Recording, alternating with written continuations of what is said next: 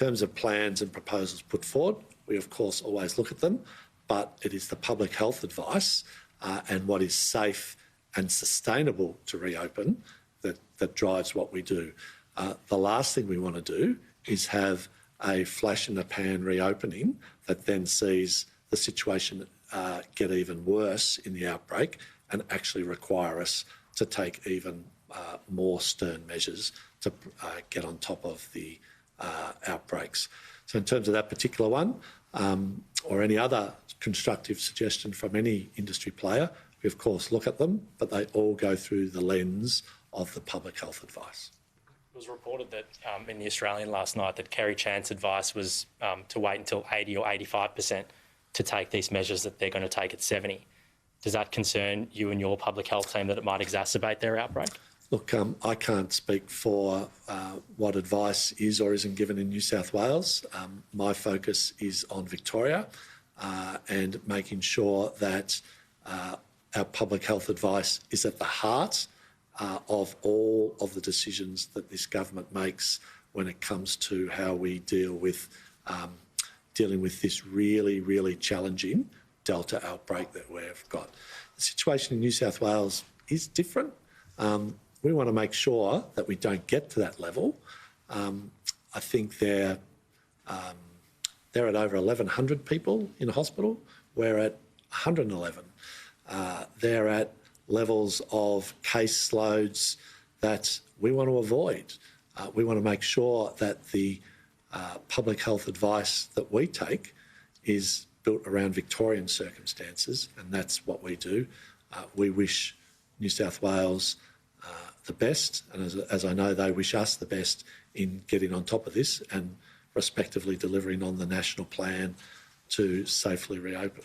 Just on case numbers, obviously today's numbers are quite shocking. Health experts have warned that cases could climb into 18,000 active cases by mid-October, with 800 potentially hospitalised.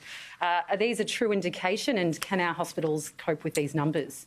Yes, these were briefings that I think the Department of Health provided to many people yesterday about the backgrounding of just what are the challenges. That's why we've been building on the lessons of 2020 for some time, looking at international measures of what best practice looks like, particularly around responding to Delta, and building across the whole treatment plan how we respond. There's nothing more important than that early test for Delta, for coronavirus, but particularly Delta, if you have it. The sooner we know someone is positive, the better the treatment plan in the community can be. And the results internationally and indeed in Australia show if we get to you early, when you're positive, we can get better health outcomes for you. The longer you wait, the more at risk you are. So our COVID positive pathway plan starts in the community, starts at looking after you at home with our nurses, our GPs, our primary healthcare providers looking after you in that situation. If you deteriorate, then clearly the pathway into the hospital and the treatment there, and if you really deteriorate into ICU, is part of that COVID positive pathway plan. The commitment that we've made regarding the billions of dollars of investment allows us to scale up that. We've now activated beyond the initial 4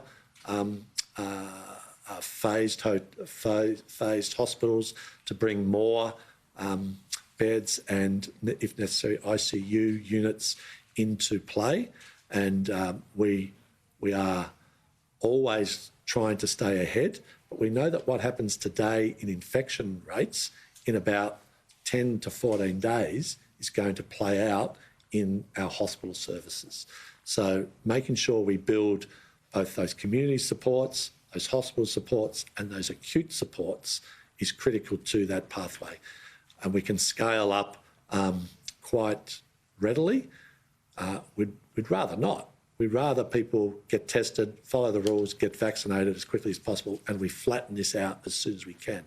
But the reality is we are going to see numbers increase in the coming period, and we are building our capacity and our response accordingly. So you're not concerned with hundreds of medical staff currently furloughed? Absolutely, I'm concerned. Obviously, Sydney's intensive care units are expecting to be overwhelmed. Do you think we'll get to that today? I'm concerned every day when the numbers of infections go up, but we know that they are projected to go up. That is why that concern has to be translated into programs of support, programs of setting up the effective wards, of scaling up the ICU units and breaking out of storage the 4,000 ventilators that we have in the system. Most importantly of all, I'm concerned about our workforce in those areas.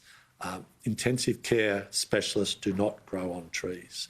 They have been working over the last 18, 20 months now, incredible hours, as indeed our whole healthcare professionals and healthcare workforce have. They are tired and they are still committed to getting through this process. The best thing we can do to support them in that projected increase is to keep that projected increase as low as possible, but also to have the best support, the best systems and the safest systems that make sure that they can do their job safely.